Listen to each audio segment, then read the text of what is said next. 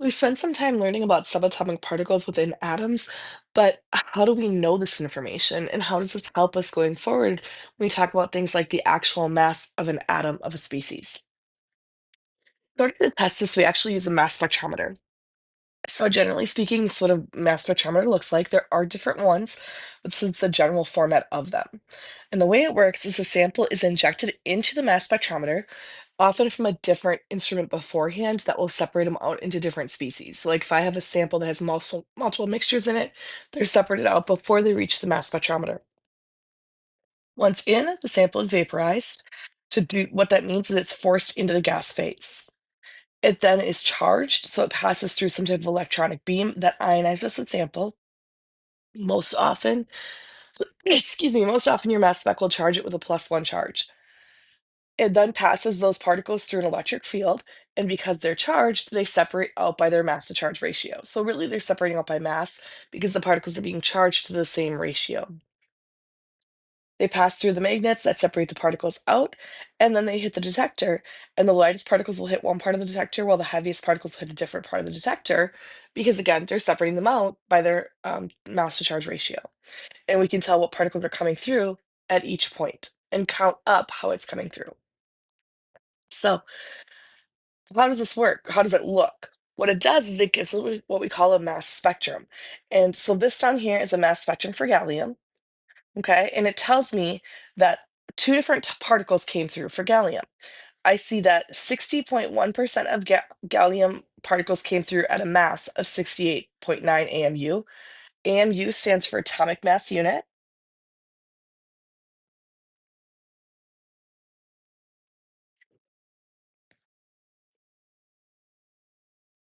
So basically, 60% of my particles came through with a mass of around 69 AMU, and the other 40% of my particles came through with a mass about 72 AMU. And I'll talk about why those numbers are not whole numbers in just a minute, but how do we look at this? So the mass spectrum of gallium, Ga, is shown below. Excuse me. The atomic mass of gallium is 69.7 AMU. This comes off of the periodic table. If I look at the periodic table for gallium, it's going to say 69.7 on the number underneath the elemental symbol on the periodic table. So which of the following statements is correct? Does this mean that all gallium atoms weigh 69.7 AMU? Well, absolutely not. In fact, there isn't a single particle that weighs 69.7 AMU. Is the atomic mass of gallium the average of 68.9 and 71.9? Also, no. If that was the case, the average would be actually between these two numbers, and it's slightly lower than that. If I actually averaged out these two numbers, it is not 69.7 AMU. The atomic mass of gallium will be closer to 69 than 71 because there are more atoms that weigh 68.9 AMU. Absolutely correct. What I see is that the atomic mass of gallium is actually closer to 69 than 71, and it is due to the fact that more particles are falling in. 60% of my particles are coming out at 68.9 AMU, not the 71.9 AMU. So this is helping me figure out what particles will actually be present. So be cautious when working through textbook problems on this topic. It can be difficult to read the graphs, okay? You are responsible for reading the graphs. You should be able to read them, but they can be a little tricky on the textbook problems. So be a little cautious of that in the textbook specifically. So let's talk through these two. Estimate the atomic mass of each species below. I've got silver 107 and chlorine and silver 109, and the other graph shows me chlorine 35 and chlorine 37. So let's look at the silver sample first. Here I've got silver 107 and silver 109. Now, the way max spectrum can work, they can work one of two ways. They can work like the gallium sample, where it gives me the true estimate of each species. Okay, so we can see here that's giving me the true estimate of each species. Or here, that's the other way you're going to see it. You're going to see your top peak normalized to 100 and your second peak normalized to the ratio closest to 100. So this peak has been normalized so that the very top peak is 100%. And then the second peak that's coming through, there's only two particles here. The second peak coming through is coming through at a ratio of that. So what that means is, let's say I had 20 particles total and 15 of them weighed one mass and then the other five weight a different mass, the 15 would be normalized up to 100. The other five would be normalized up to the ratio of that. So 5 out of 15 is 33%. The second peak would be 33% the height of the first peak.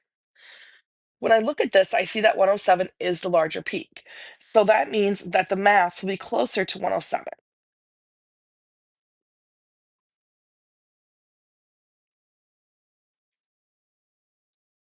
And AMU is my unit here, my atomic mass unit. But I noticed that the second peak 109 is pretty close to that. So it's not quite an average. So the peak will be less, or the atomic mass unit, AMU, for silver will be less than 108, which is the average, but close, right? That 109 peak is pretty close to the 107. So I'm going to guess it's about 107.8 AMU, maybe 107.9 AMU. I expect it to be pretty close, but clearly closer to 107 than 109. And when I actually look at the table for silver, the actual atomic weight of silver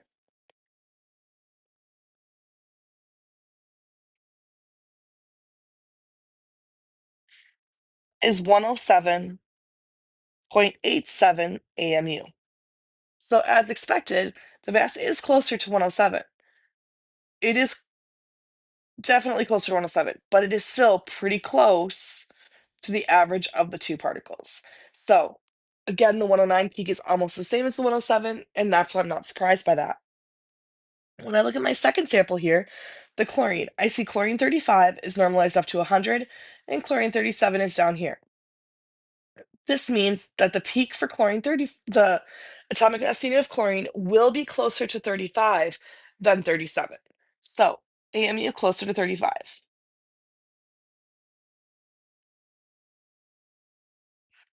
The peak at chlorine 37 looks at like maybe one third of the chlorine 35 peak. So if it was closer to equal, I would expect the average between the two to be very close to 36. I don't think it's going to be much closer to 35 than 36 because these peaks are not equal. If they were truly equal, it would be the average of the two peaks. So it's about one third of that. So I'm going to estimate maybe 35.6 AMU. Okay.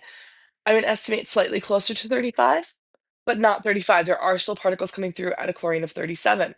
The actual mass here is 35.45 AMU. Again, what happened here was the actual chlorine particles were passed through mass spectrometer, and the detector counted how many I had that weighed chlorine 35 and weighed chlorine 37. So why are we getting these different numbers if they're the same species?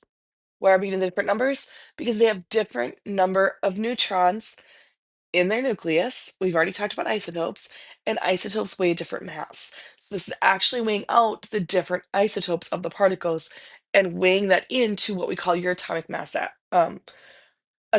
unit, which is your average atomic weight. So atomic masses. First, to do this, we need two definitions. Back to a definition that we've had before. What is percent? Percent is defined as your part divided by your whole times 100%. Okay? And your possible values here are anywhere from 0 to 100%. Technically, for speaking, percentage can go over 100, yes, but if we're looking at just two particles in the actual sample, three particles, whatever it may be, however many particles we have in a sample, it should be out of the whole, which is 100%. We can also put this in fractional form, which is your part divided by your whole. We just don't multiply by 100, and your possible values here are 0 to 1. So your atomic weight is a weighted average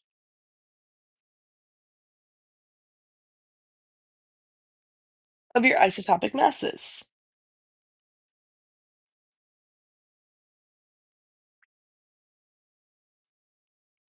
The different isotopes make up the particles that we have.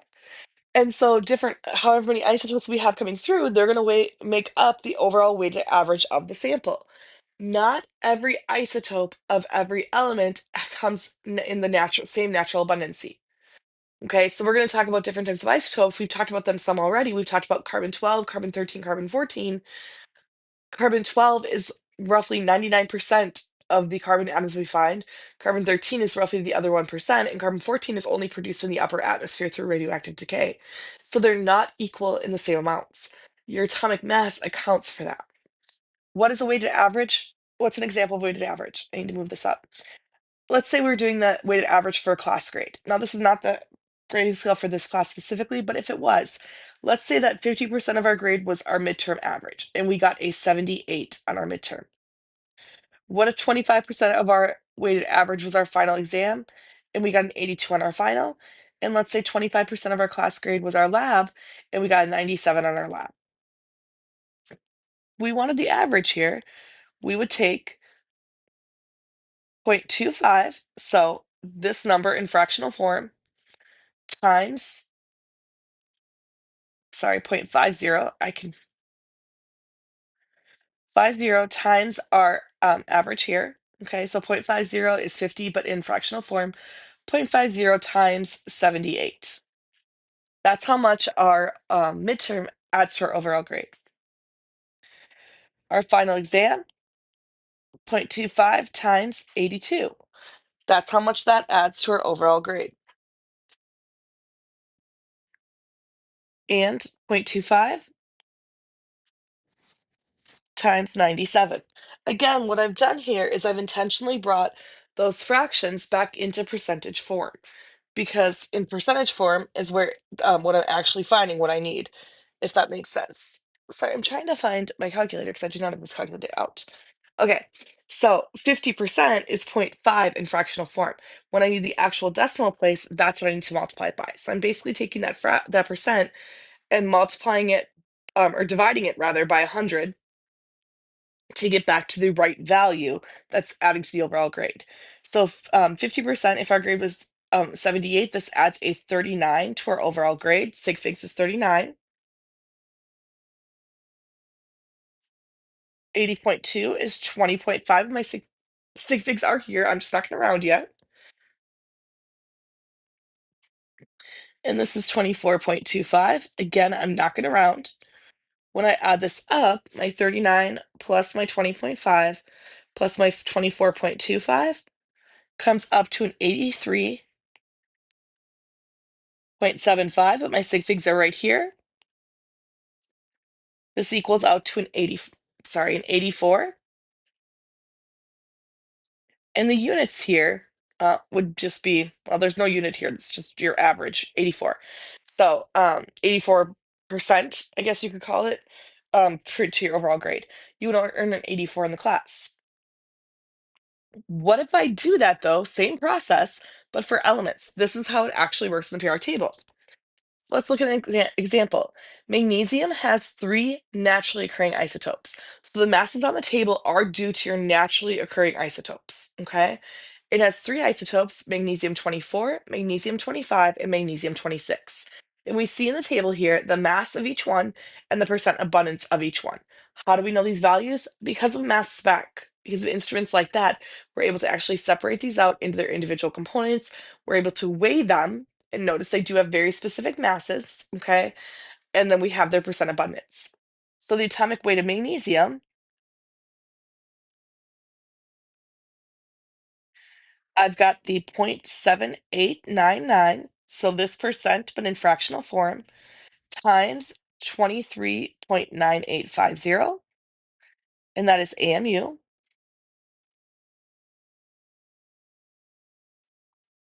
I've got 10%, which is 0.1000, times 24.9858. That is also AMU.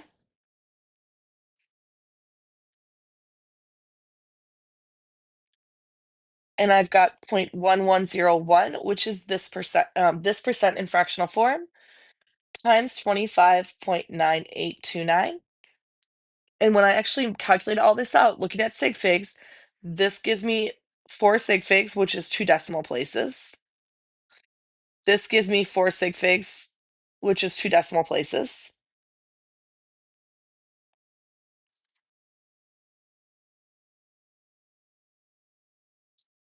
This gives me 4 sig figs, which is 2 decimal places. And when I add it all up, I get an atomic weight of 24.31 AMU. 24.31 is the atomic mass that we find on the periodic table. So it does in fact match, which of course it should. So first, why do we see these weird numbers like this? Why are they not whole numbers? And again, also, how do we know these numbers? So there's only one number you actually need to memorize. The mass of one carbon 12 atom is exactly 12 AMU. That's because the definition of an atomic mass unit scale is 1 AMU is equal to 1/12 based on the carbon 12 atom. The entire table is based on carbon 12, and that is very specific. Carbon 12 is the most abundant element we have in this world. So the entire periodic table has been based on carbon 12. They have figured out the mass of one carbon 12 atom exactly, and then said, okay, that has 12 particles in it. Okay, it has 6 protons, 6 neutrons. Therefore, 1/12 of that is 1 AMU. And every other particle, every other element we have has been measured and standardized against that value.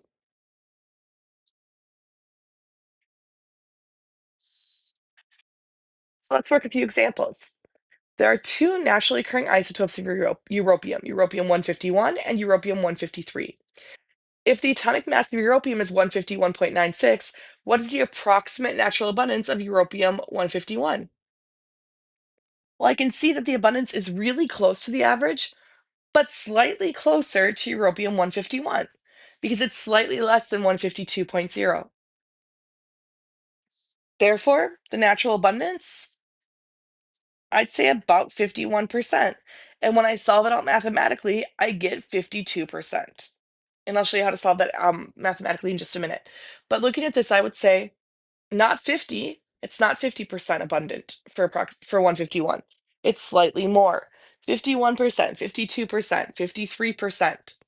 Those would all be valid numbers. Nickel has a higher atomic number than cobalt, but cobalt has a higher atomic mass. Normally, the periodic table increases by mass. Not always. We know the periodic table actually increases by atomic number, which is our number of protons. Okay. But generally speaking, we see the mass go up with each element. So in this case, it's kind of an anomaly on mass. Nickel does have a higher atomic number than cobalt, but cobalt has an entire higher atomic mass. So cobalt 59 has 100% natural abundance. That means that is the only species adding to the cobalt atomic mass unit or the average weight of a cobalt sample. The five stable isotopes of nickel, though, so these are all the isotopes that add in to make the overall AMU of nickel, are nickel 58, nickel 60, nickel 61, nickel 62, and nickel 64. Which nickel isotope has the highest natural abundance? To answer this question, I need to look at the table, and I see on the periodic table that nickel has an atomic weight of 58.693 AMU. I have 5 isotopes. I want to know which one is the most natural abundance. Definitely my nickel 58 because my mass is 58. So that one has to be holding the mass back down. That has to be the largest value so that it's holding the mass back down because I do have particles that have a nickel 60, 61, 62, and 64. The fact that the mass is still 58.7 means that the nickel 58 isotope is the most abundant. Okay. The atomic weight of carbon is 12.011. I can get that straight from the table. Okay. So I don't have to give you that portion. Given that the naturally occurring carbon consists of only 2 isotopes, carbon 12 and carbon 13, and given that the mass of carbon 13 is 13.00335 AMU, what is the percent abundance of each isotope? So, what you need to remember here is that your atomic weight is equal to your fractional abundance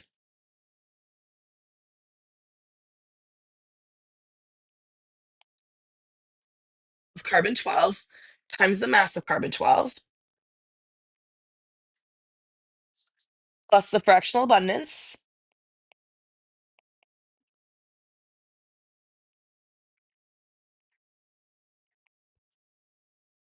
of carbon 13 times the mass of carbon 13.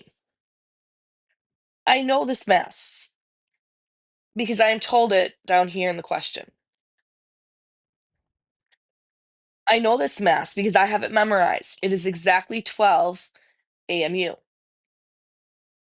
You can put as many zeros as you want there because it's an exact measurement, okay? What I want to find are these two things. So I have one equation and two unknowns. I need to figure out how to solve for that. I'm going to say let x equal the fractional abundance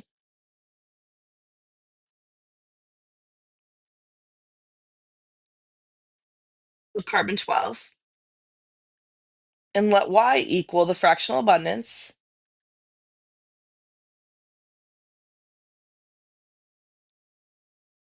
of carbon 13. I know they're the only two isotopes I have, which means that x plus y has to equal 1 because the percentages of the two would have to equal 100. In fractional form, that adds up to 1. That means I can rearrange this equation and I can say y is equal to 1 minus x. And now I have substitution I can put in to this equation. Because if I call my fractional abundance x of carbon 12 and my fractional abundance of carbon 13 y, I can now substitute into here and say 1 minus x for my fractional abundance of carbon 13 and set this up. So I've got 12.011 AMU is equal to 12x. Again, that's 12 AMU x. I'm just gonna, the AMUs will drop out. And if you need to see it, come see me in off stars, but they're gonna get messy in my units in a minute and they're gonna cancel out anyway from fractional form. So 12x, again, that's these two species here, multiplied together here, plus 1 minus x times the mass of carbon 13, which is 13.0035 AMU. Those have to add up to equal the atomic weight of carbon. So now I just need to do some algebra. 12.011 equals 12x. I need to distribute this through,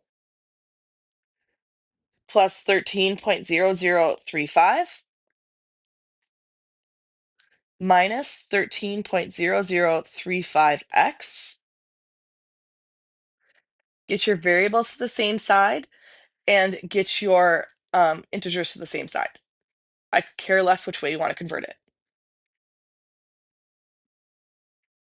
Let's get 12.011 minus 13.0035 equals 12x minus 13.0035x. So now I've got my integers on one side and my variables on one side, okay?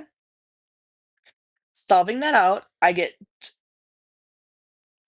0.99235, that number is negative, is equal to 1.00335, also negative, and don't forget the x. Solve for x here, I have negative 0.99235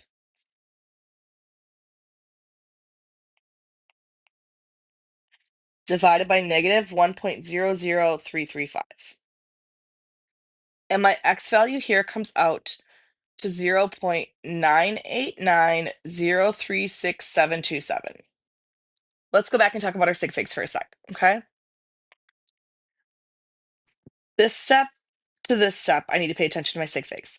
This question is precise to the third decimal place. This is the fourth. What that means is my final answer here is only precise to my third decimal place. This number is exact, which means this limits my sig figs, so this is precise to here. But what that means is my sig figs, this is precise here, this is precise here. So my final answer can only be precise to the third sig fig because my numerator now has 3 sig figs. The negative 0.992 only has 3 sig figs. So what x, that represents x, and x again represents my carbon 12 mass or fractional abundance. So the fractional abundance of carbon 12 is 0.989. I want percent abundance. Just multiply it by 100. That means my carbon 12 is 98.9% abundant. And so if I take that value and subtract it from 100 to find carbon 13, get a carbon 13 abundance of 1.1%.